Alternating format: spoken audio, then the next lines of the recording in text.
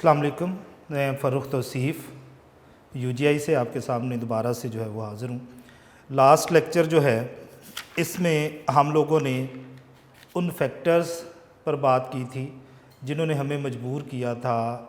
کہ آپ لوگ پاکستان کی ڈیمانڈ جو ہیں وہ پیش کریں۔ ہم لوگوں نے وہ فیکٹرز ڈسکس کیے تھے جن کے ہوتے ہوئے جن کی وجہ سے ہم لوگوں نے ایک سیپریٹ ہوم لینڈ، ایک الگ وطن کا مطالبہ جو ہے وہ انگریز حکومت سے کیا تھا۔ آج ہم نے جو اگلا کویسچن ہے آپ کے یونیک نوٹس کے اکارڈنگلی اس پر بات کرنی ہے، اور یہ بات ہم لوگ کریں گے مسلم لیگ کے قیام پر، اسٹیبلشمنٹ آف مسلم لیگ۔ اچھا، اس کویسچن میں ہمیں بتانا کیا ہے، یہ ساری چیزیں جو ہیں وہ وائٹ بورڈ پہ میں نے لکھی ہوئی ہیں کہ کون کون سی چیزیں جو ہیں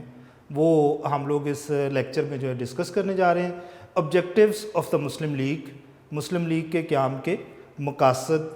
کیا تھے، ان پر ہم نے ذکر کرنا ہے۔ سب سے پہلے ہم لوگ انٹروڈکشن اس پر بات کریں گے، اور انٹروڈکشن میں آپ کو بتاؤں گا کہ آپ نے کون کون سی چیزیں جو ہیں وہ ایڈ کرنی ہیں، اور کوشش یہ کیجئے گا کہ اسی طرح ہیڈنگز کے ساتھ جو ہیں وہ آپ لوگ اس کو اپنے پیپر میں اٹیمپٹ کریں اگر یہ کویسچن آپ کو آتا ہے تو۔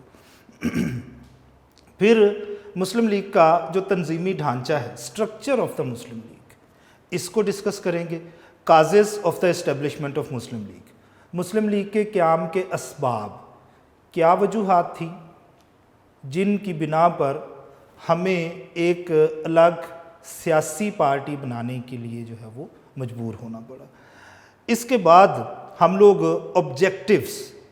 آف دا مسلم لیگ یا مسلم لیگ کے جو مقاصد ہیں جب اس کو قائم کیا گیا تو وہ کون کون سے مقاصد تھے، ہم ان کو بھی جو ہے وہ یہاں پر ڈسکس کرنے جا رہے ہیں۔ اچھا، اس میں جو سب سے ضروری بات آپ نے یاد رکھنی ہے وہ یہ ہے کہ مسلم لیگ، اگر تو ہم لوگ یہ کہیں کہ چند لوگوں نے بیٹھ کر فیصلہ کیا کہ یہ ایک سیاسی جماعت ہونی چاہیے اور یہ بنا لی گئی، تو ایسا ہرگز نہیں ہے۔ اس کے پیچھے بہت سارے ایسے فیکٹرز موجود ہیں جن کی وجہ سے ہمیں مسلمز آف سب کانٹیننٹ کو مجبور ہونا پڑا کہ ہم اپنے لیے ایک سیپریٹ جو ہے وہ پولیٹیکل پارٹی یا سیاسی جماعت بنا سکیں۔ تو اس صورت میں آل انڈیا مسلم لیگ جو ہے وہ معرض وجود میں آئی ہے۔ اچھا، اس کی انٹروڈکشن میں اگر ہم ذکر کرتے چلے جائیں تو سب سے پہلے تو ہمیں ذکر کرنا ہے ڈھاکہ کانفرنس کا۔ یہ 1906 میں ڈھاکہ کے مقام پر ہوئی ہے۔ اچھا، یہ کانفرنس جو ہے یہ کسی بھی صورت مسلم لیگ کے قیام کے لیے نہیں بنا کی جا رہی تھی، نہ اس میں اکٹھے ہونے والے لوگ جو ہے وہ مسلم لیگ یا کوئی سیاسی پارٹی بنانے کے لیے اکٹھے ہوئے تھے۔ یہ اصل میں تحریک علی گڑھ کی صورت میں قائم ہونے والے ایک ادارے محمدن ایجوکیشنل کانفرنس کا جو ہے وہ سالانہ اجلاس، اینول اجلاس تھا، جس میں لوگ جو ہیں وہ برصغیر کے مختلف علاقوں سے ڈھاکہ میں یہاں پر اکٹھے ہوئے تھے۔ تو اس کانفرنس میں پھر ڈھاکہ کے نواب سلیم اللہ خان جو ہیں وہ آئے، انہوں نے شرکت کی، اور یہاں موجود جتنے بھی شرکاء تھے، جتنے بھی پارٹیسپینٹس تھے، ان سب کو جو ہے وہ دعوت دی اکٹھے ہوں تاکہ ہم لوگ ایک مسلم پولیٹیکل پارٹی جو ہے اس کی بنیاد رکھ سکیں۔ تو یہ جو ڈھاکہ کانفرنس کا یہاں پر ذکر کیا جا رہا ہے 1906 میں جو ہوئی ہے، یہ مسلم لیگ بنانے کے لیے، establishment of the Muslim League کے لیے جو یہ نہیں ہوئی۔ اس کا مقصد ایک ادارہ جو کہ علی گڑھ تحریک کی صورت میں بنایا گیا تھا، محمدن ایجوکیشنل کانفرنس، اس کا یہ اجلاس ہے، وہاں پر یہ سارے لوگ اکٹھے ہیں۔ اب نواب سلیم اللہ خان کی طرف سے ان کو جو ہے وہ دعوت دی گئی، اس میں جو شرکاء تھے، اب ہم نے دیکھنا ہے کہ شرکاء میں کون کون سے لوگ شامل ہیں۔ ہم ان میں سے جو بڑی پرسنالٹیز ہیں ان کا ذکر یہاں پر کر لیتے ہیں۔ مولانا محمد علی جوہر، سر آغا خان، آپ کے جو نواب سلیم اللہ خان ہیں، محمد علی جوہر، اور اس کے علاوہ حکیم اجمل خان جو ہیں، یہ وہ بڑی پرسنالٹیز ہیں، بڑے لیڈرز اور رہنما ہیں اس زمانے کے مسلم، جنہوں نے اس کانفرنس میں جو ہے وہ شرکت کی۔ اچھا، اس شرکت میں اس بات پر اتفاق کیا گیا، سب لوگ جو ہیں وہ ایگری ہوئے، سارے لوگوں کے درمیان یہ بات جو ہے وہ رکھی گئی کہ جناب مسلمز جو ہیں ان کی حالت، پولیٹیکل حالت یا سیاسی حالت جو ہے وہ کافی خراب ہے سب کانٹیننٹ میں، برصغیر میں، تو اس کو بہتر بنانے کے لیے ہمیں ہر صورت میں ایک پولیٹیکل پلیٹ فارم کی ضرورت ہے، تاکہ ہم لوگ اپنی بات، اپنے حقوق ہم لوگ جو ہیں وہ برٹش گورنمنٹ کے سامنے رکھ سکیں۔ اب برطانوی حکمران کے ساتھ آپ کو بات کرنی ہے، تو اس بات کرنے کے لیے یاد رکھیے گا کہ آپ اگر کسی پولیٹیکل بیک گراؤنڈ سے تعلق رکھتے ہیں، آپ کا تعلق کسی پولیٹیکل پارٹی یا سیاسی جماعت سے ہے، تو آپ کی بات میں وزن زیادہ ہوتا ہے، بجائے اس کے کہ آپ ایک انڈیویجول پرسنالٹی کے طور پر، ایک انفرادیت کے طور پر لوگوں سے ملیں، تو وہاں پر آپ کو جو ہے وہ کم ورتھ دی جاتی ہے۔ اس کی وجہ ہم لوگ جانتے ہیں کہ لوگ یہ سمجھتے ہیں کہ یہ اس کی انڈیویجول ایفرٹ ہے، ذاتی کاوش ہے، اس کے پیچھے کوئی دوسرا شخص کھڑا نہیں ہے جو اس کی بات کو سیکنڈ کرے گا۔ تو ہمیں یہ یاد رکھنا ہے کہ اگر اس کی ضرورت ہے تو وہ ضرورت ہمیں پولیٹیکل مسائل حل کرنے کے لیے ہونی ہے۔ اچھا، اس میں جو اس کا سٹرکچر ہے، تنظیمی ڈھانچہ ہے، اب سب سے پہلے تو یہ ایک سیاسی جماعت ہے، تو اس کے لیے ہمیں ایک ہیڈ آفس کی ضرورت ہے، صدر دفتر ہمیں اس کے لیے درکار ہے۔ اب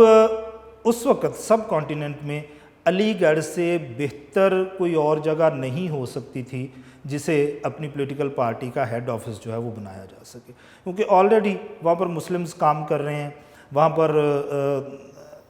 محمدن ایجوکیشنل جو اتھارٹیز ہیں وہ کام کر رہی ہیں، آرگنائزیشن وہاں پر ہے، تحریک علی گڑھ کی صورت میں وہاں پر کام آلریڈی ہو رہا ہے۔ تو ایسی صورت میں ڈیسائیڈ یہ کیا گیا، فیصلہ کیا گیا کہ ہم لوگ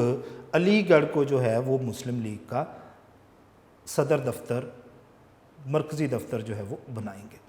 اس کے علاوہ تمام پروونسز جو ہیں سب کانٹیننٹ کے، وہاں پر بھی اس کے آفسز جو ہیں وہ کھولے گئے ہیں۔ سر آغا خان جو ہیں، انہیں سب سے پہلا پریزیڈنٹ جو ہے وہ آل انڈیا مسلم لیگ کا چوز کیا گیا، الیکٹ کیا گیا۔ اچھا، سب سے پہلا صدر مسلم لیگ کے سر آغا خان جو ہیں، ان کو بنایا گیا۔ پھر اس کے بعد یہ چونکہ برطانیہ کی کالونی ہے جہاں پر ہم لوگ موجود تھے، تو ایسی صورت میں اس کا ایک آفس جو ہے وہ برطانیہ میں ہونا ضروری تھا۔ تو جو انگلینڈ میں، برطانیہ میں، برٹن میں بنایا گیا تھا آفس، اس کا جو سربراہ ہے وہ سید امیر علی کو جو ہے وہ بنایا گیا، وہ وہاں پر جو ہیں اس کی باغ دوڑ سنبھالے ہوئے ہیں۔ اچھا، پھر مسلم لیگ جو ہے، ہم نے دیکھنا ہے کہ کیوں بنائی گئی ہے، وجہ کیا ہے کہ مسلم لیگ کو کریٹ کیا گیا، اسٹیبلش کیا گیا۔ اب اس کے پیچھے بہت سارے فیکٹرز جو ہیں وہ بہت ساری چیزیں موجود ہیں۔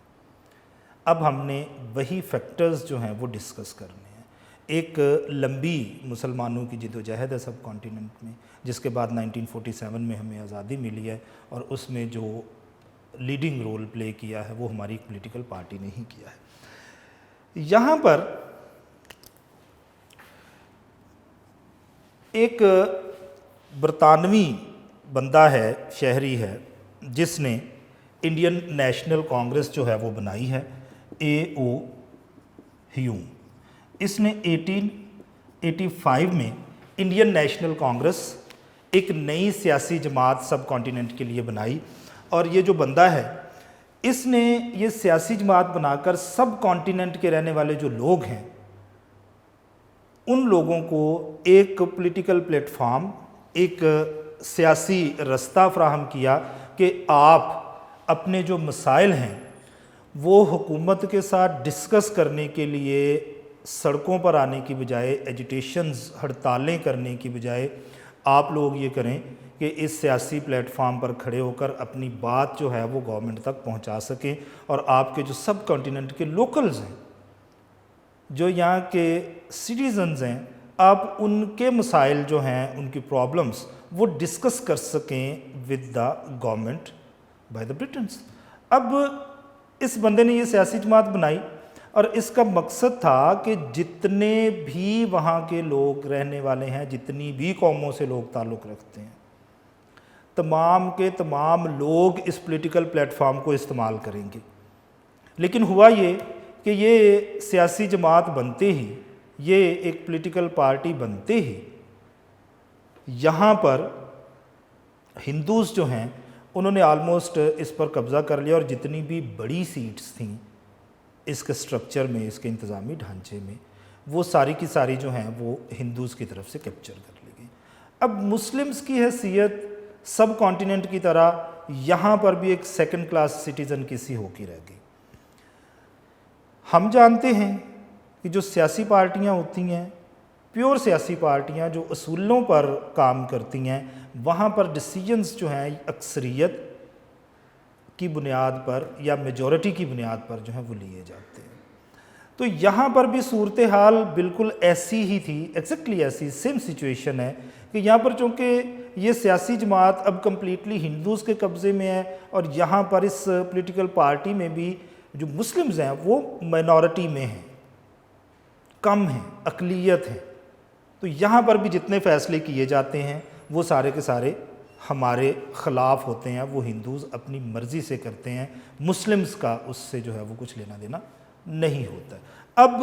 اس صورتحال میں ہم نے کہا جی جب ایک پولیٹیکل پلیٹ فارم بنایا گیا، اب اس پولیٹیکل پلیٹ فارم میں ہمارے لیے جگہ نہیں ہے، تو پھر مسلمز کو اپنے لیے ایک الگ سیاسی جماعت، پولیٹیکل پارٹی جو ہے وہ بنا لینی چاہیے تاکہ ہم بھی اپنے مسائل جو ہیں وہ حکومت کے ساتھ شیئر کر سکیں۔ کمیونلزم، اب ہندو ایک دعویٰ کرتا ہے کہ ہم لوگ سیکولر ہیں، لیکن ایسا ہے نہیں۔ اب اس میں کمیونلزم میں ہم لوگ کیا چیز ڈسکس کرنے جا رہے ہیں، یہ ہم لوگ آپ سے جو ہیں وہ بات کرتے ہیں۔ اب ہندو جو ہے وہ یونائٹڈ انڈیا میں، ہندوستان میں، بر صغیر میں جو ہے وہ زیادہ ہے، اکثریت میں ہے، میجورٹی میں ہے، جس کی وجہ سے وہ سارے کے سارے فیصلے اپنی مرضی کے جو ہے وہ برطانوی حکمرانوں سے کرواتا ہے۔ ایسی صورت میں جو رائٹس آف دا مسلمز ہیں، مسلمانوں کے جو حقوق ہیں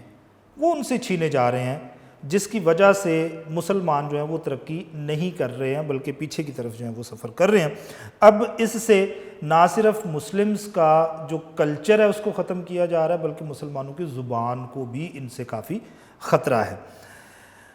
بہت ساری ہندو انتہا پسند تنظیمیں جو ہیں، ملیٹنٹس جنہیں ہم لوگ کہتے ہیں، ان تنظیموں نے، دہشت گرد تنظیموں نے مسلمانوں کے خلاف جو ہے وہ کام کرنا شروع کیا، اور اس ٹائم میں ان تنظیموں میں مسلمانوں کو نہ صرف قتل کیا گیا بلکہ ان کی جائیدادیں تک جو ہیں وہ مسلمانوں سے چھین لی گئی۔ مظالم جتنے ہو سکتے تھے وہ اتنے ہی ان کی طرف سے ہم پر ڈھائے گئے۔ ان میں اگر ہم بڑی بڑی جماعتوں کا ذکر کریں تو سنگٹھن، شدھی، آریہ سماج، مہا سبھا، یہ وہ جماعتیں ہیں جو ہندو انتہا پسند جو ہیں، ایکسٹریمسٹس جو ہیں،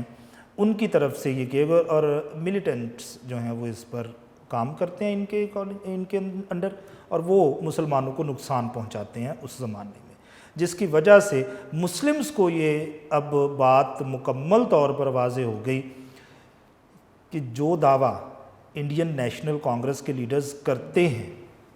کہ کانگریس واحد نمائندہ جماعت ہے سب کانٹیننٹ کے لوگوں کی، یہ غلط ہے۔ انڈین نیشنل کانگریس صرف اور صرف ہندوز کے لیے کام کرتی ہے،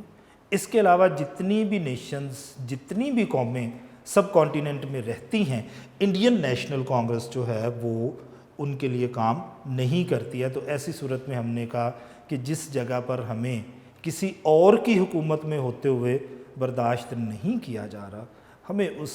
سیاسی جماعت کے ساتھ جو ہے وہ نہیں رہنا، ہم اپنے لیے ایک الگ پولیٹیکل پارٹی، ایک سیاسی جماعت جو ہے وہ بنائیں گے۔ تو اس لیے ہم نے مسلم لیگ بنانے کی طرف جو ہے وہ کام شروع کیا ہے۔ Partition of Bengal,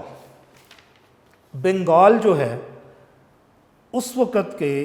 sub continent کے سب سے بڑے صوبوں میں سے ایک تھا، اور یہ اتنا بڑا صوبہ تھا، اس کو کنٹرول کرنا، اس کی ایڈمنسٹریشن، انتظامیہ کو سنبھالنا یہ مشکل کام تھا۔ اب انگریز نے کیا کیا ہے، اپنی آسانی کے لیے ایڈمنسٹریٹو پرابلمز کی وجہ سے، انتظامی صورتحال کی خرابی کی وجہ سے، اس نے بنگال کو 1905 میں جو ہے وہ 2 حصوں میں تقسیم کر دیا۔ اب یہ جو تقسیم بنگال ہے، پارٹیشن آف بنگال ہے ان 1905،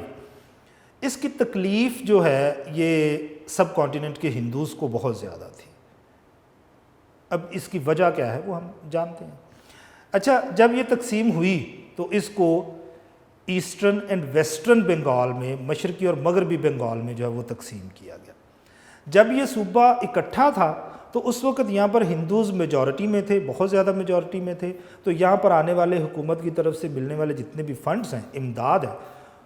وہ ہندوز کی مرضی سے جو ہے وہ استعمال ہوتی تھی، اور ہندوز پر ہی موسٹلی اس کو خرچ بھی کیا جاتا تھا۔ لیکن پارٹیشن کی صورت میں یہ کام جو ہے یہ خراب ہوا۔ اب کام ہندوز کے لیے کیا خراب ہوا کہ جو ایسٹرن بنگال ہے، مشرقی بنگال، وہاں پر مسلمز کی تعداد جو ہے وہ زیادہ تھی۔ اب وہاں پر مسلمز کی تعداد زیادہ ہونے کی وجہ سے مسلمز کے لیے اپرچونٹیز جو ہیں وہ مواقع جو ہیں ان میں اضافہ ہو گیا۔ اب وہاں پر وہ ترقی کرنے لگے۔ اب یہ ہندوز سے برداشت نہیں ہوا، اور ہندو نے اس کے خلاف تحریکیں، موومنٹس چلانی شروع کر دیں against the partition of Bengal, Bengal کی تقسیم کے خلاف۔ اب تقسیم مسلمانوں کی مرضی سے نہیں ہوئی، انگریز نے اپنی ایڈمنسٹریٹو پرابلمز، انتظامی امور میں ان کو مسائل ہیں جن کی وجہ سے انہوں نے اس کو تقسیم کیا، لیکن چونکہ اس کی ایک سائڈ جو ہے وہاں پر مسلمز میجورٹی میں تھے، ان کی میجورٹی میں ہونے کی وجہ سے وہاں پر اب ان کی زندگیاں کچھ بہتر گزرنا شروع ہو گئی ہیں۔ تو ایسی صورتحال میں in that case Indian national Congress جو ہے وہ اس کو برداشت نہیں کر پائی، اور اس نے اس کے اگینسٹ کام کرنا شروع کر دیا۔ یہ بھی ایک وجہ بنی اپنی پولیٹیکل پارٹی بنانے کی، کیونکہ یہ جو انڈین نیشنل کانگریس ہے، کہا تو یہی کیا تھا کہ جتنی بھی سب کانٹیننٹ کی قومیں ہیں، نیشنز ہیں، یہ ان سب کے لیے ایک پولیٹیکل پلیٹ فارم ہے، لیکن ایسا عملی طور پر جو ہے وہ پریکٹیکلی دیکھنے میں نہیں آیا۔ تو جب پریکٹیکلی دیکھنے میں ایسا کچھ آیا ہی نہیں ہے، تو ایسی صورتحال میں پھر ہم نے کہا جی ایک پولیٹیکل پارٹی مسلمز کی بھی ہونی چاہیے جو ہمارے حقوق کی بات کر سکے۔ یہ ویسے تقسیم جو ہے یہ بعد میں ختم کر کے تو پھر سے اس کو یونائٹ کر دیا گیا تھا، یہ پھر سے ایک ہی بنگال جو ہے وہ بنا دیا گیا تھا۔ اس کے بعد اردو ہندی کنٹروورسی ہے۔ اچھا، اس پر ہم لوگ جو ہیں وہ پچھلے لیکچرز میں ٹاپکس پر بھی جو ہیں وہ بات کر چکے ہیں۔ یہ تو اردو ہندی تنازع ہے، یہ 1867 1867 بنارس، ہندوستان کا ایک شہر، سب کانٹیننٹ کا ایک شہر بنارس، 1867 میں یہ ایک کنٹروورسی جو ہے وہ پیدا کی گئی بائی دا ہندوز۔ اب یہ جو تنازع کنٹروورسی تھی، اس میں وہ چاہتے کیا ہیں، ان کی ڈیمانڈ کیا ہے، کیا خواہش رکھتے ہیں، مطالبہ کیا کرتے ہیں۔ ہندوز یہ کہتے ہیں کہ اردو جو ہے اس کو ریپلیس کر دیا جائے ود ہندی، اردو کو سرکاری زبان کے طور پر ختم کیا جائے اور اس کی جگہ پر ہندی کو جو ہے وہ یہاں پر اپلائی کیا جائے۔ اب اس تحریک کو ختم کرنے میں سر سید احمد خان نے جو ہے وہ بڑا امپورٹنٹ رول ادا کیا۔ پہلے بھی ذکر ہو چکا کہ اردو زبان جو ہے اس سے Muslims of the sub continent جو ہیں، بر صغیر کے جو مسلمان ہیں، ان کی بڑی ایک لگاؤ کسی صورتحال ہے، اس کو پسند کرتے ہیں، محبت کرتے ہیں اس زبان سے۔ اس کی وجہ یہ ہے کہ یہ مسلمانوں کی طرف سے بنائی گئی، ایجاد کی گئی ایک زبان ہے، اور جو چیز آپ لوگ جو ہیں وہ بناتے ہیں، ایجاد کرتے ہیں، اس سے محبت کا جو لیول ہے وہ تھوڑا سا ہائی ہوتا ہے دوسری چیزوں کی نسبت۔ اب زبان ختم کر کے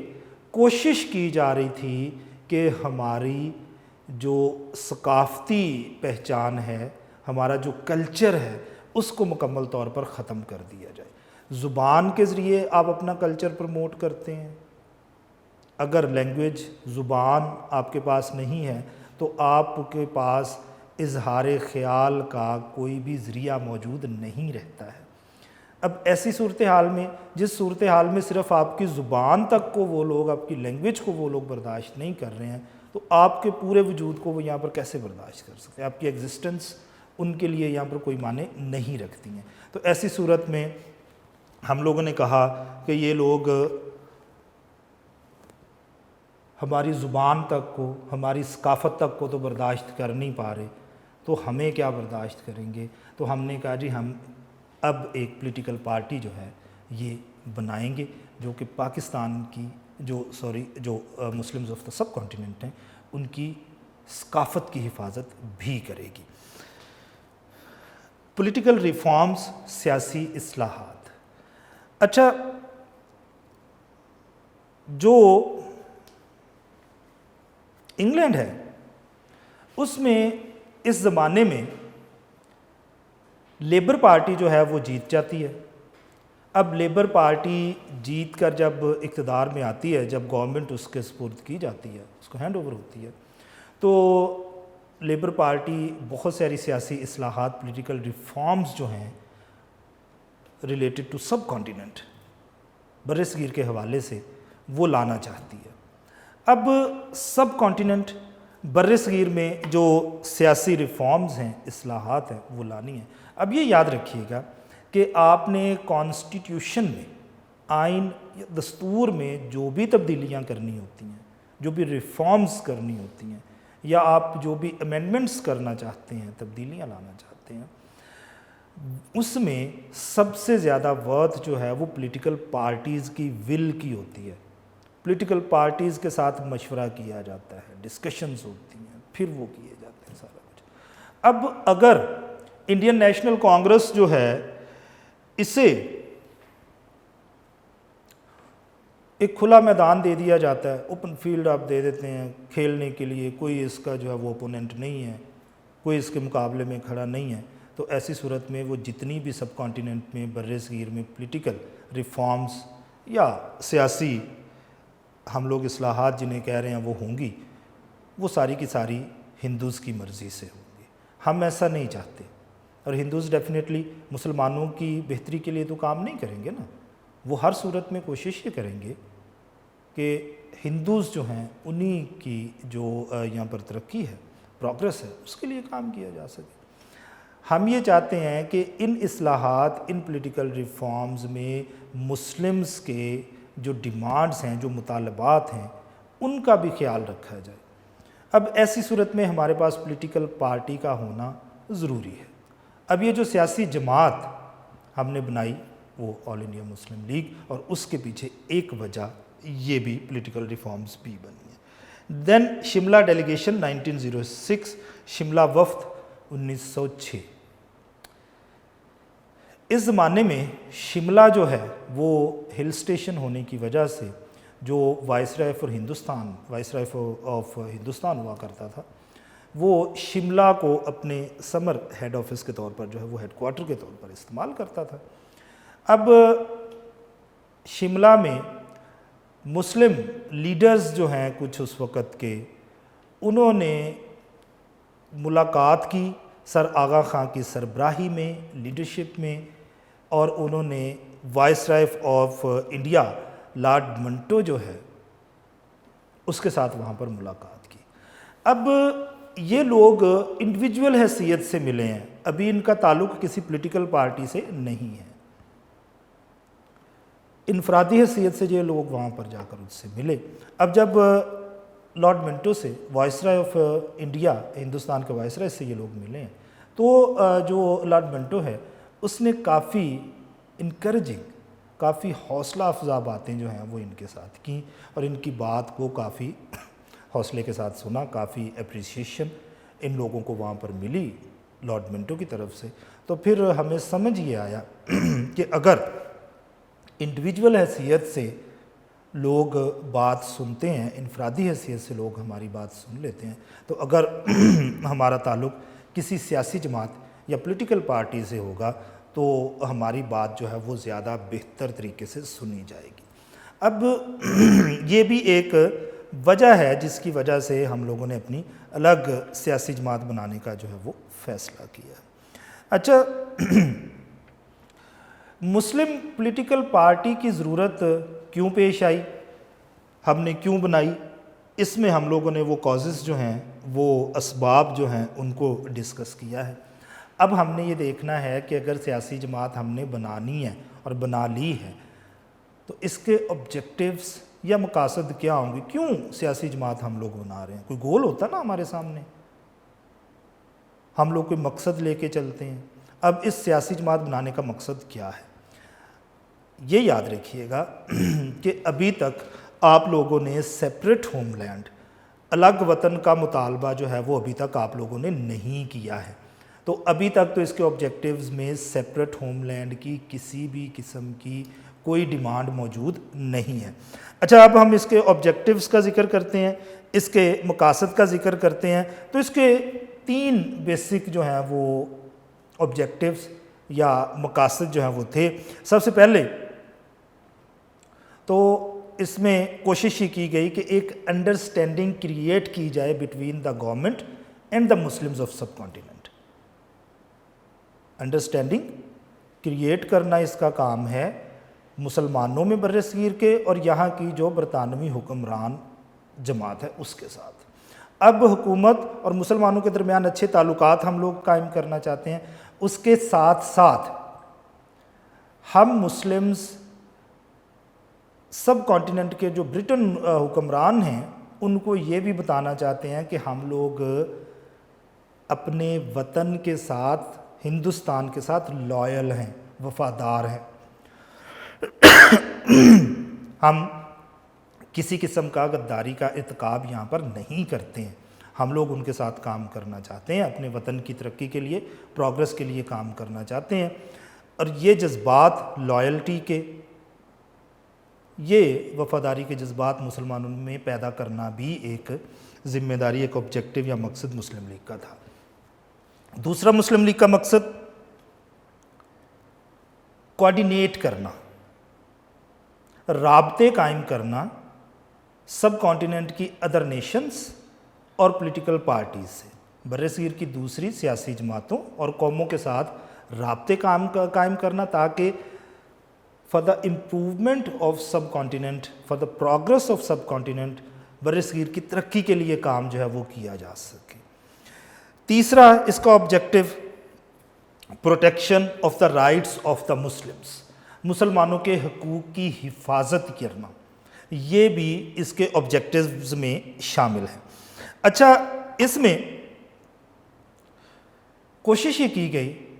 کہ گورنمنٹ اور گورنمنٹ کے جو ڈیفرنٹ ایجنسیز، ادارے ہیں، ان کے ساتھ مسلمانوں کے جو ہیں وہ بات چیت ہو سکے، جس کی وجہ سے انہیں ہماری پرابلمز، مسلمز کے مسائل کا پتہ چل سکے اور وہ اس کو حل کرنے کے لیے ہماری مدد جو ہے وہ کر سکیں۔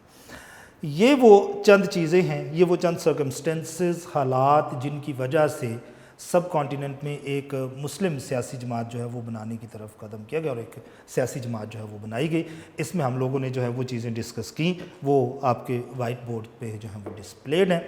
اب اس لیکچر میں ہم لوگوں نے کمپلیٹلی اس چیز پر بحث کی ہے، اس چیز پر بات کی ہے کہ سب کانٹیننٹ میں مسلم پولیٹیکل پارٹی کی ضرورت جو ہے وہ کیوں محسوس ہوئی، اور اگر وہ پولیٹیکل پارٹی بن گئی تو اس کے مقاصد کیا تھے۔ نیکسٹ لیکچر میں ہم لوگ نئے ٹاپک کے ساتھ جو ہے وہ آپ کی خدمت میں حاضر ہوں گے۔ اللہ حافظ۔